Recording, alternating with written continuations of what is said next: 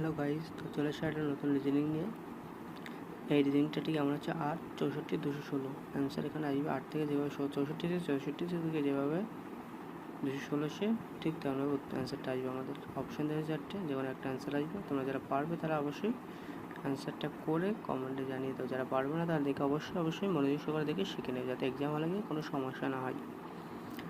তো ভিডিওটা শুরু করার আগে বলছি, যারা এখন আমার এই ভিডিওটি দেখছো তারা অবশ্যই লাইক, শেয়ার এবং সাবস্ক্রাইব করে পাশে থাকো এবং সাপোর্ট করো, যাতে আরও নতুন মজার রিজনিং তোমাদেরকে শেখাতে পারি আমি।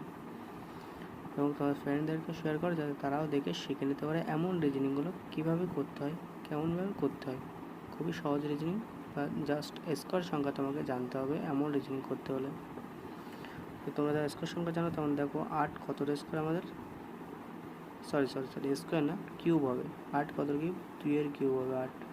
2কে 3 বার গুণ করলে 28 আসে, ঠিক তেমনভাবে 4কে 3 বার গুণ করলে 64 আসবে, ঠিক তেমনভাবে 6। দেখো 2 করে গ্যাপ আছে কিন্তু, স্কোয়ার 2, তারপর 4, তারপর 6। 6 কিউব করলে 216, তারপর 6-এর পরে 2 ঘর গ্যাপ দেবো, 8। 8-এর কিউব করবো। 8-এর কিউব হয় আমাদের 512। 512 অপশান দেখো বি, অপশান বি আমাদের কারেক্ট অ্যান্সার হয়ে যাবে। এমন রিজনিংগুলো করতে গেলে তোমাদের অবশ্যই স্কোয়ার সংখ্যা জানতে হবে, এবং খুবই সহজে একটা রিজনিং 1 সেকেন্ডে করে দিতে পারবে যারা স্কোয়ার সংখ্যা জানবে। তো বাই গাইস, ভালো থাকো।